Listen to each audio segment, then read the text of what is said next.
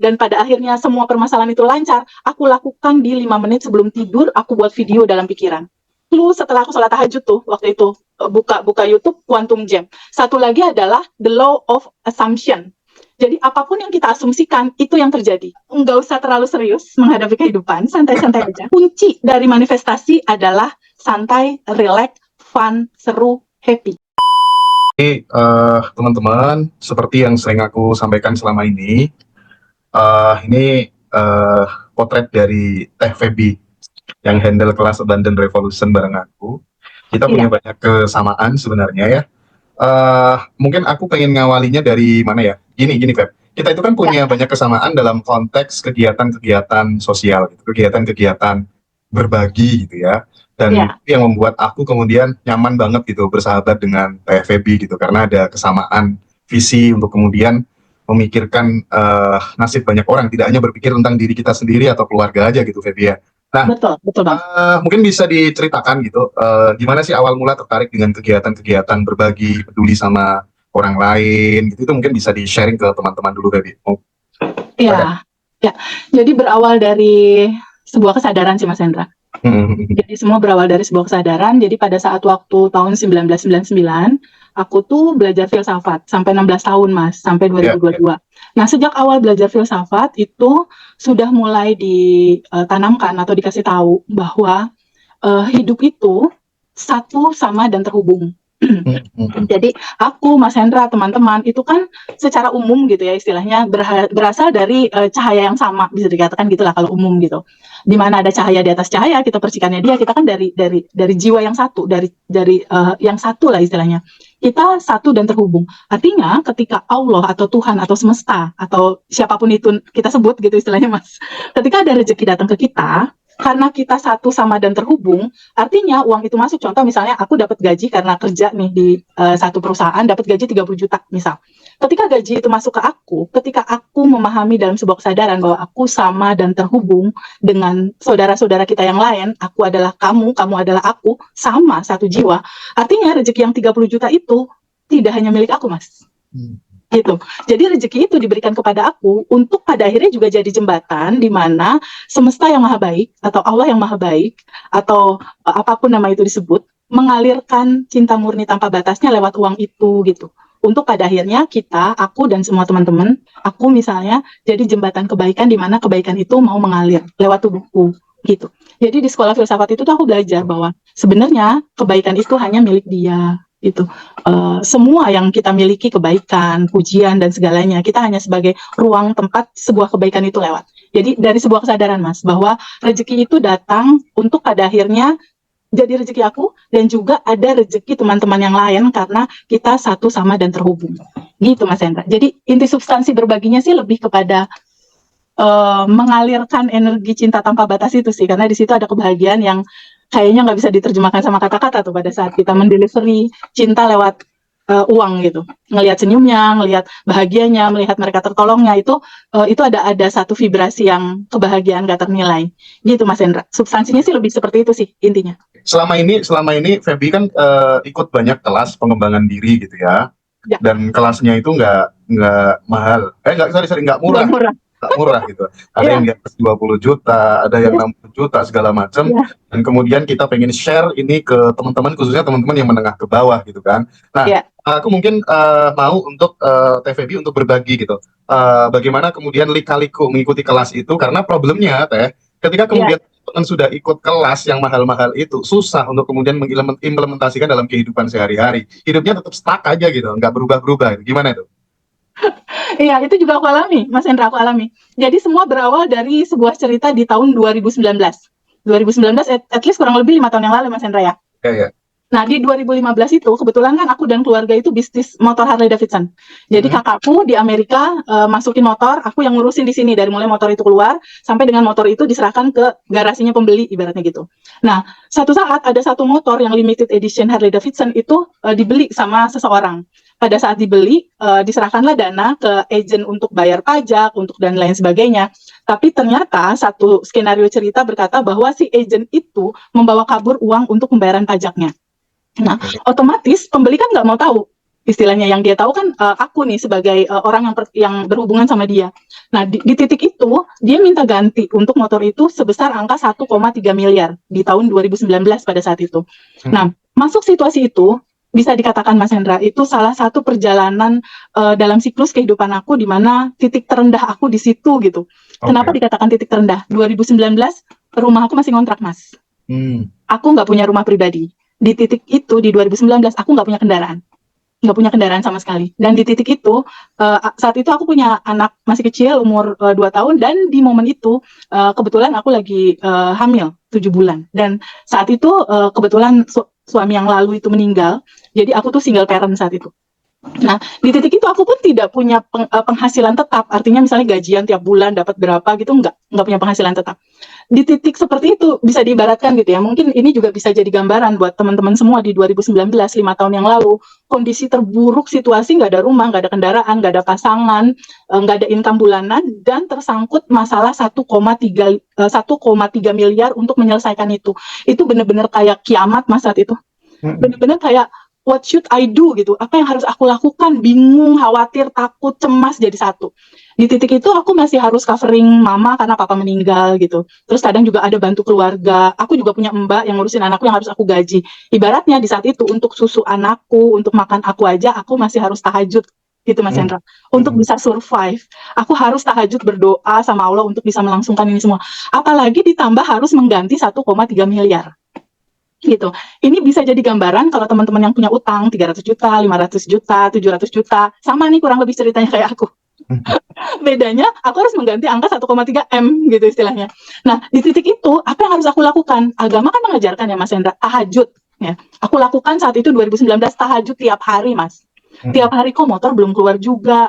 Oke, berbaik hati dengan banyak orang, donasi, sedekah subuh, sholawat 10.000 kali udah Mas dilakukan. Ini kok nggak ada kisi-kisi, jadi setiap aku diteror, kakakku dari luar waktu itu kayak mau dideportase kayak gitu, aku tuh mencari literatur agama mengajarkan apa gitu. Oh, satu lagi, puasa Daud.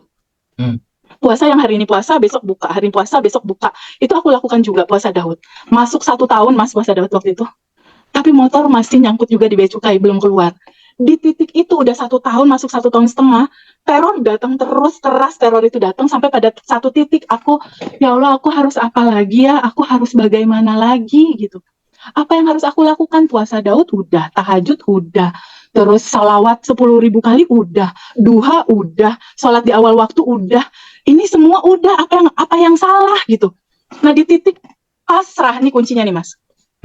Di titik berserah, surrender ya, ini titik yang jadi materi di kelas kita kemarin gitu. Di titik surrender, di titik berserah, di titik kita melepaskan ketakutan, kekhawatiran, kebingungan, dan istilahnya aku serahkan kepada semesta yang kecerdasan semesta yang maha tahu jalannya. Aku punya kapasitas untuk berpikir, dan ada sesuatu yang ketika itu terjadi aku sama sekali nggak punya kuasa untuk mencari solusi itu. Nah, di titik ya Allah, aku harus bagaimana lagi ya untuk ini gitu. Di situ aku ketemu satu pengetahuan tentang quantum jam. Ya, quantum jam itu adalah temuan dari Albert Einstein, Mas. Albert Einstein itu menceritakan bahwa kamu bisa menciptakan realita kamu dengan cara quantum jam. Quantum jam itu adalah mengambil rasa di masa depan, kan Harley-ku keluar di masa depan ya, masih nanti gitu istilahnya. Nah, rasa masa depan itu ditarik di sekarang. Jadi saat aku tahu, oh quantum jam aku lakukan saat itu. Rasa motor itu sudah ada, rasa motor itu sudah aku terima, rasa motor itu udah keluar dari bea cukai, rasa motor itu yang pada akhirnya aku berikan kepada pembeli, dan pada akhirnya semua permasalahan itu lancar, aku lakukan di 5 menit sebelum tidur, aku buat video dalam pikiran. Jadi pada saat itu ada clue setelah aku sholat tahajud tuh, waktu itu buka YouTube quantum jam. Satu lagi adalah the law of assumption. Jadi apapun yang kita asumsikan itu yang terjadi. Jadi aku mengasumsikan Harley gampang, mudah, keluar pasti ini gitu. Aku asumsikan seperti itu pasti terjadi secara teori gitu. Tapi ternyata pada saat aku lakukan Mas, quantum jam, law of assumption belum keluar juga Mas. Aku lakukan selama 3 bulan. Law of attraction, istilahnya dari The Secret, terus bersyukur, belum Mas, belum keluar juga. Oke. Motor itu belum keluar juga. Ini pengalaman aku ya. Aku nggak tahu kalau pengalaman teman-teman yang lain quantum jam langsung keluar mungkin ya. Cuma ini cerita pengalaman aku. Pada saat itu akhirnya aku berpikir ini apa yang kurang ya, apa yang belum aku pahami gitu. Nah, dibawalah aku pada sebuah cerita teman aku, TVB belajar self katanya, yang Pak Faiz ya. Cuma waktu itu di 2012 aku belajar self Pak Faiz waktu itu dari teman tentang rilis emosi, tentang tapping kayak gitu. Cuma memang spiritual awakening aku mungkin saat itu belum gitu. Jadi saat itu tuh belum mudeng ya, rilis aku pasrah bersyukur kayak gitu gitulah. Cuma aku belum klik saat itu, jadi motor itu juga belum keluar. Saat itu ini motor nggak keluar gitu. Akhirnya belajar lagi Mas. Belajar lagi namanya Diamond Cutter Wisdom. Dosennya itu adalah orang Amerika dari Arizona, namanya Gese Michael. Dia itu punya murid dan mengajar udah di 43 negara di dunia. Ya. Pelajaran itu adalah pelajaran dari kebijaksanaan kuno yang mengupas bahwa kalau kamu mau sesuatu, berikan dulu itu kepada orang lain. Contoh misalnya, kalau aku mau motor aku keluar, kan itu wish ya, wish come true ya. Aku pengen motor itu keluar. Artinya wish aku ini aku kasih dulu ke orang dengan cara mewujudkan wish orang lain terjadi. Contoh, gampang-gampang aja misalnya mama aku aduh pengen kebab misal, atau pengen wish dia apa gitu, pengen sesuatu, pengen buah, pengen apa, semua wish come true tuh oke, aku penuhin, aku jalanin. Itu ceritanya begitu tuh kalau untuk Diamond Cutter. Tapi di titik terdalam pelajaran Diamond Cutter itu belajar tentang kekosongan Mas Hendra. Belajar tentang kekosongan artinya kita harus mengosongkan ego kita. Ya, kita harus mengosongkan keinginan kita harus mengosongkan segala hal, wanting, ego, keinginan, hasrat, kita kosongkan, kita serahkan ke semesta yang maha tahu jalannya. Gitu, substansi tertingginya. Nah, pada saat belajar Diamond Cutter di 2019 pada saat itu, dia kelasnya macam-macam Mas. Jadi di tahap pertama itu ada workshopnya 13 juta. Nah, tapi sebelum workshop itu ada study group dulu. Di study group kita belajar, ternyata di study group itu mulai diceritakan ada workshop 13 juta. Karena aku udah tahu Quantum Jam saat itu, akhirnya workshop 30 juta. Kan aku buat susu anak aja aku tahajud ya. Iya. Gimana dengan 13 juta ini? Aku pakai Quantum Jam ini. Tapi syarat nolnya Quantum Jam, kalau buat aku ya, itu adalah berprasangka baik terhadap Allah di atas rata-rata. Itu 2019. Jadi aku hanya tahu dan memahami bahwa Allah baik banget, baik sekali, sangat baik. Apapun yang aku mau pasti Allah kasih. Itu mindset yang nggak pernah berubah dari dulu sampai saat ini. Jadi aku punya keyakinan, bukan keyakinan ya, punya rasa berprasangkanya tuh di luar rata-rata orang, ibaratnya kayak gitu. Nah, akhirnya aku mikir, oke, aku mau pakai Quantum Jam nih, mau ikut kelas itu supaya Harley-ku itu keluar gitu. Biar aku nggak deg-degan, nggak punya rasa bersalah. Karena waktu itu ada gambaran kalau Harley ini nggak keluar, kakak aku dideportasi, aku lagi hamil, ntar urusan sama polisi, wah panjang ceritanya gitu. Nah, akhirnya dari situ aku Quantum Jam, aku bayangkan aku ada di kelas itu, aku bayangkan prosesnya, jadi bikin videonya bergerak Mas. Kayak aku nonton XX1 gitu. Aku nonton XX1, aku nonton diriku sendiri yang sudah mengalami itu. Dan kuncinya Mas Hendra, ini kunci banget nih buat teman-teman semua, kuncinya adalah rasa. Kuncinya harus pakai bahan bakar roket emas di dalam video itu. Maksudnya apa? Kita benar-benar ada di situ, dirasa itu pada saat kelas itu ada, bagaimana kelihatannya, bagaimana kedengarannya kelas itu, bagaimana aku menghirup ruangan di kelas itu, bagaimana aku merasa kelas itu benar-benar ada, sampai di titik aku nggak bisa ngebedain ini benar apa enggak ya gue udah di kelas. Kalau belum tubuh kita bersensasi, 5 panca indera, mata kita melihat, telinga kita mendengar, hidung kita mengambu wangi AC dan ruangan yang indah, terus tangan kita meraba kursi gitu ya, dan hati kita tuh yang ya Allah makasih ada di kelas yang harganya 13 juta gitu, makasih banyak gitu. Kalau belum sampai begitu belum berhasil Quantum Jam ya. Oke. Harus sampai bulu kuduk ini merinding. Harus sampai dia muncul gitu, sensasi tubuh muncul bergetar. Harus praktek. Oke. Harus sampai kamu ada di situ gitu. Kamu ada di kelas itu, kamu ada di sana sampai tubuh kamu bersensasi. Jadi aku biasanya bikin video tuh minimal 5 menit aku bikin video. Oke, ya sudah dapat, udah kelas. Setelah itu ditutup. Ya Allah yang maha baik semesta, yang begitu indah. Terima kasih, aku udah kelas itu, makasih banyak, terima kasih. Sampai 9 kali, terima kasih. Makin dalam terima kasihnya, makin masuk ke bawah sadar kita. Karena bawah sadar kita itu kan ada critical area ya, yang harus kita tembus. Nah makin kita thank you, makasih. Setelah 9 kali, makasih. Dan aku tertidur Mas. 5 menit sebelum tidur jangan ingetin utang ya teman-teman ya. Jadi kejadian utang banyak nagih. Jadi aku membiasakan, aku tidak akan mau tidur sampai hati pikiran aku bergetar dalam kebahagiaan dan rasa terima kasih. Di situ aku tidur. Mas Hendra tahu nggak kejadiannya apa? Ini manifest aku yang pertama nih ya, karena manifestnya ada lebih dari 20 dengan cara yang sama. Manifest aku yang pertama tuh ini manifest aku yang pertama. Itu belum pakai Sedona Method, belum pakai releasing, belum pakai stay di ruang kelimpahan, belum pakai itu, belum. Ini masih yang sederhana. Nah, di situ seminggu kemudian, jadi aku membiasakan selama berhari-hari aku lakukan itu, dan di terakhir sebelum aku tidur dan video itu aku selesaikan, video dalam pikiran itu, aku memang membiasakan diri untuk mengikhlaskan. Let go. Jadi set the goals, rumusnya nih, set the goals and then make a video in your mind. Kedua, yang ketiga feel, give very fully feel di situ. Kasih rasa bahan bakar roket emas, bukan bahan bakar Pertalite ya, Mas Hendra. Kasihnya bahan bakar roket emas, kasih rasa yang dalam, yang sensasinya luar biasa ada di situ gitu. And then let go. Set goals, okay? Make a video in your mind and then give the feel with high vibration. Yang keempat, let go atau lepaskan. Jadi pada saat setelah itu aku, ya Allah, aku ikhlaskan, aku lepaskan, aku serahin sama Allah. Dah, tidur setelah itu. Dan setelah itu aku nggak pikirin, aku nggak tanya bisa apa enggak, aku nggak tanya waktunya kapan, karena aku sudah berprasangka luar biasa, Allah terlalu indah buat aku, baik banget gitu. Nah, kejadiannya seminggu setelah itu, temen aku kasih tahu, Feby, ada buka beasiswa buat kelas 13 juta itu, dan aku lolos Mas beasiswanya. Wow, keren. Seminggu aku lolos beasiswanya. Aku belajar waktu itu ke Surabaya, tapi yang luar biasa adalah ada satu kejadian di mana aku sampai bandara tuh, waktu itu bandara masih di Hussein, waktu di Bandung tuh, Bandung ke Surabaya. Pas aku sampai di bandara, aku telat Mas, pesawat udah terbang. Dan aku saat itu nggak punya uang sama sekali, nggak punya uang banyak untuk beli tiket baru, kecuali ada 250.000 di dompet aku. Saat itu 250.000 itu pun nggak akan cukup kalau aku pakai tiket buat kereta ke Surabaya. Nggak cukup itu, nggak cukup.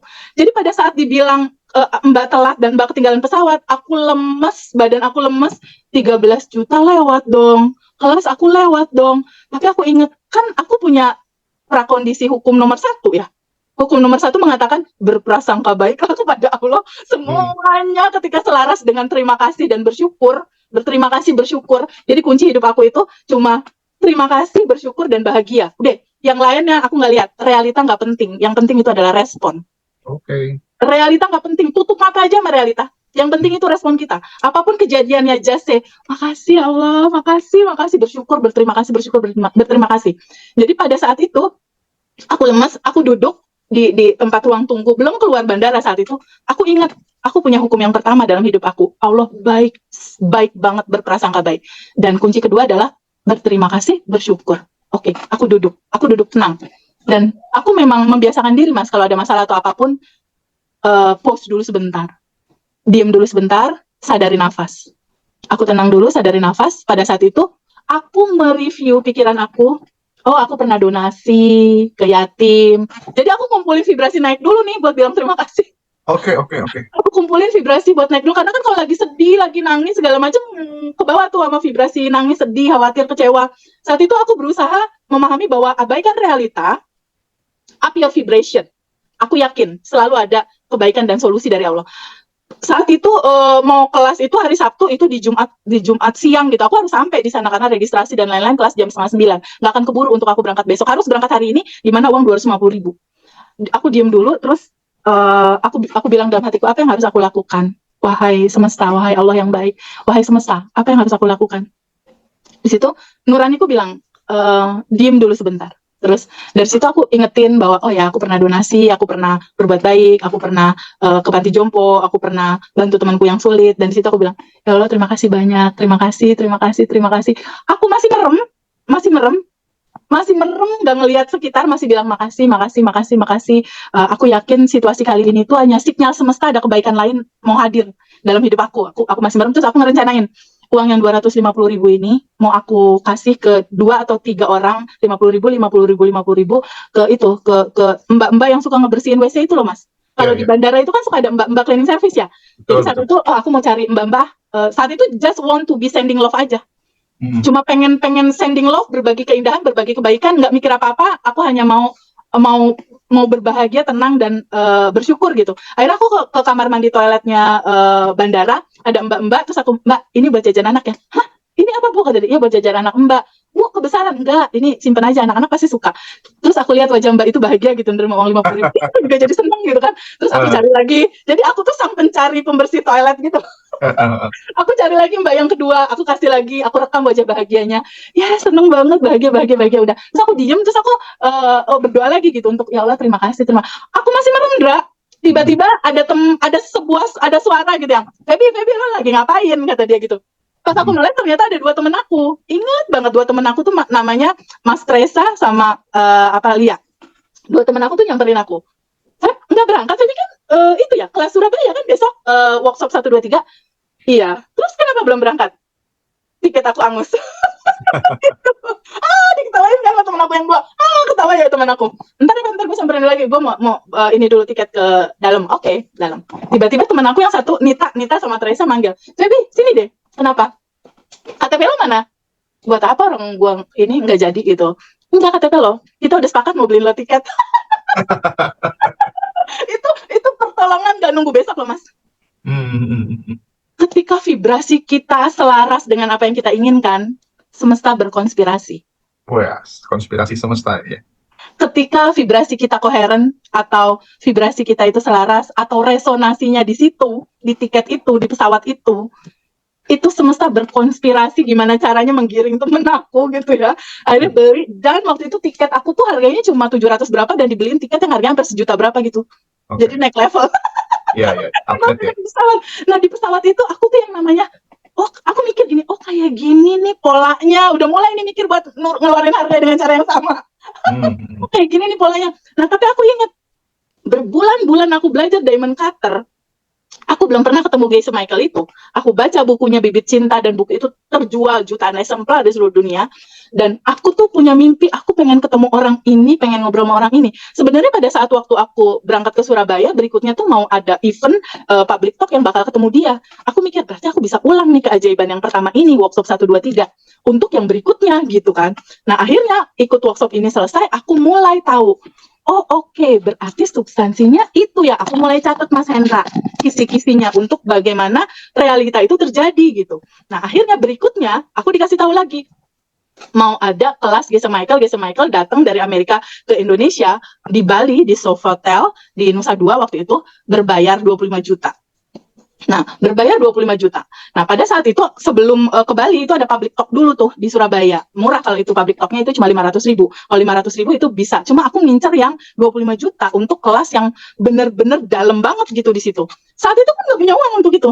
Tapi pada saat waktu dari Bandung, setelah pulang workshop, akhirnya aku pulang, berikutnya ada kegiatan itu, aku mau berangkat ke Surabaya, tapi inceran aku yang 25 juta ini. Aku mikir, berarti aku bisa dong lakukan hal yang sama seperti aku gratis workshop ini. Nah, yang aku lakukan apa coba Mas Hendra? Again, quantum jam. Jadi pada saat aku dari Surabaya mau ke dari Bandung mau ke Surabaya, aku lakukan hal yang sama. Di pesawat, aku buat video dalam pikiran. Logika simpel saat itu ya, lucu-lucuan. Kalau aku bikin video dalam pikiran, quantum jam di atas pesawat kan deket ya sama langit. Jadi manifestnya tuh bener-bener gila. Cobain ya Mas Hendra. Pada saat di atas pesawat selama perjalanan, just make a video in your mind, and then kasih bahan bakar roket emas, and then let go. Terjadi loh. Itu aku berkali-kali lakukan. Jadi pada saat ada kelas yang mahal, 25 juta saat itu, aku lakukan itu. Jadi pada saat di pesawat itu kan bakal turun di Surabaya. Tapi pada saat aku udah ada, udah terbang nih ke Surabaya, aku diem, aku merem, and then aku buat video dalam pikiran di kelas bersama Geisha Michael dan teman-teman yang lain tentunya dari berbagai negara.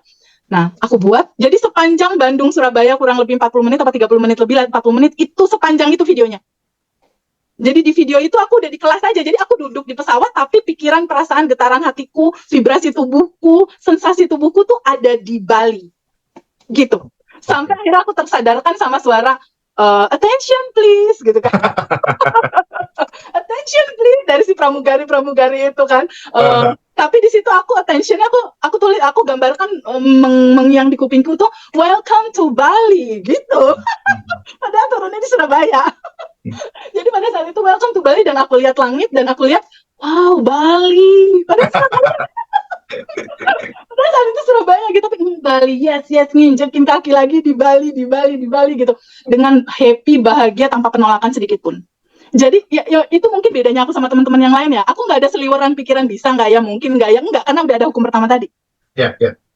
Aku berprasangka di atas rata-rata prasangkanya tentang Allah tuh, luar biasa gitu. Nah, Ya. akhirnya di Surabaya udah nih ketemu Gazi Michael, cuma kan public talk-nya tahu nggak Mas Hendra dihadiri berapa orang? Berapa? 1.000 orang Wow. dari berbagai macam negara.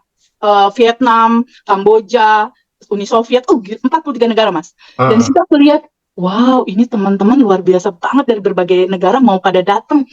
Pada saat Gisi Michael ngajar, di situ kan memang orang Bandungnya itu cuma ada beberapa, dan waktu itu aku lagi nanganin satu project sosial, bantuin satu ibu-ibu di Bandung untuk grow ekonomi mereka, dan kebetulan aku ketua kelompoknya. Jadi waktu itu disebut Gisi Michael, this is Feby from Bandung gitu. Jadi dia, hai Feby, jadi sempat kenal wajah aku tuh. Tapi aku nggak puas sampai di situ, nggak puas cuma berfoto dan lain-lain.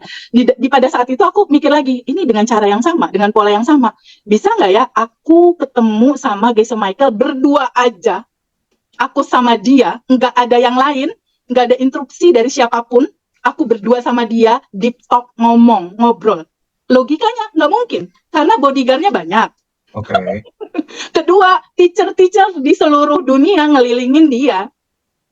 Dan kalau mau ketemu dia, ngobrol sama dia, protokoler, lebih dari menteri, karena udah kayak artis dia. Iya, iya, iya. Dia itu sahabatnya Warren Buffett. Oke. Dia itu adalah orang yang luar biasa yang bikin perusahaan diamond, Undine Diamond saat itu, yang perusahaannya dibeli sama Warren Buffett saat itu. Jadi betapa susah tuh kayak mau ketemu Bon Jovi, banyak ringnya, orang pas datang juga bodyguardnya, teacher. Jadi kayaknya logikanya nggak gimana caranya protokolnya untuk ketemu dia apa segala macam, gimana caranya gitu, susah. Ini orang udah terlalu terkenal gitu, di dunia ini ya, di dunia training lah istilahnya. Sampai sekarang masih ada, nanti linknya Mas Hendra aku kirim, sosok dia luar biasa, masih hidup. Nah, terus di situ akhirnya aku mikir, nggak ada yang nggak mungkin. Aku punya Allah yang maha baik gitu loh. Nggak ada yang nggak mungkin ini, nggak ada yang nggak mungkin. Mas Hendra tahu nggak yang nggak mungkin apa? Apa? Yang nggak mungkin adalah makan kepala sendiri, itu nggak mungkin. Kalau makan kepala orang lain? Jadi selama bukan makan kepala sendiri, semuanya bisa terjadi. Oke, sip. Bisa terjadi. Jadi maksud ya, aku cerita ini buat teman-teman juga nggak usah terlalu serius menghadapi kehidupan, santai-santai aja, asik-asik aja. Karena kunci dari manifestasi adalah santai, relax, fun, seru, happy. Itu kunci manifestasi. Karena di dalam ketakutan, kebingungan, ketegangan, frekuensinya tidak selaras sama semesta. Tidak selaras sama proses penciptaan. Nggak selaras dengan apa yang kamu mau. Yang kamu mau itu, dia ada di frekuensi happy, senang, bahagia, bersyukur, fun, gembira, gitu. Jadi saat itu aku bercanda-bercandain aja Mas gitu. Nggak ada yang nggak bisa, ini bisa, tinggal bikin video, tinggal kasih rasa, tinggal let go. Kan gitu, mesti cuma gitu, simpel banget. Di kelas juga kan itu yang diceritain kemarin tuh Mas, kelasnya. Nah, jadi pada saat itu, akhirnya aku pakai cara yang kedua. Aku mau ikut kelas yang 25 juta itu. Gimana caranya nih? Ini ada 2 goals nih, aku berangkat ke Bali nih.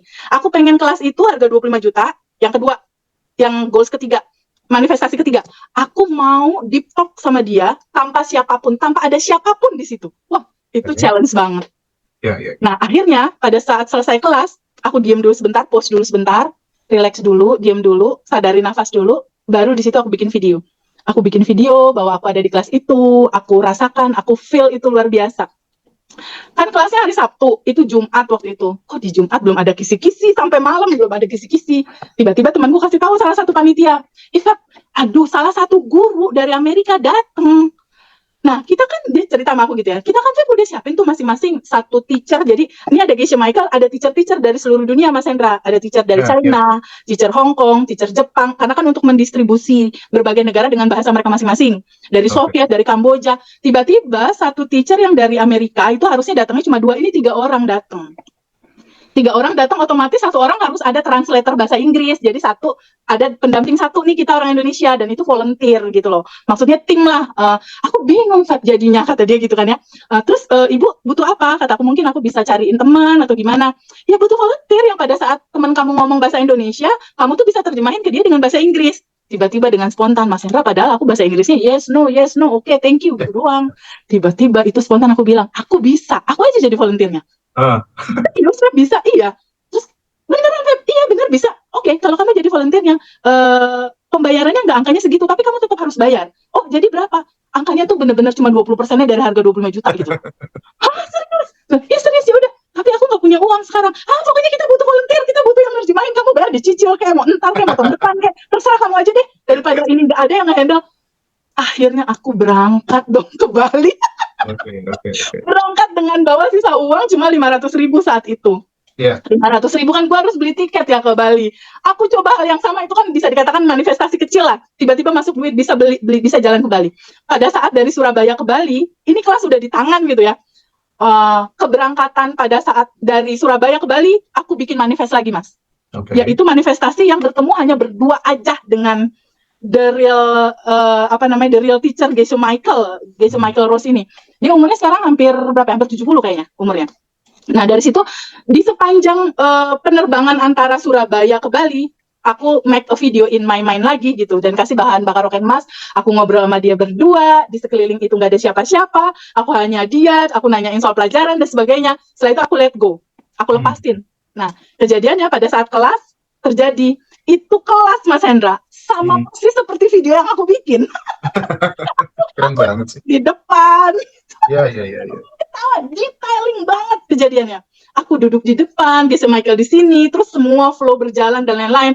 Dan dilalanya aku di kamar itu cuma sendiri, Sofitel yang kamarnya, oh my god, itu rate-nya juga bisa luar biasa banget gitu, istilahnya biasanya artis Hollywood dan lain-lain di situ gitu.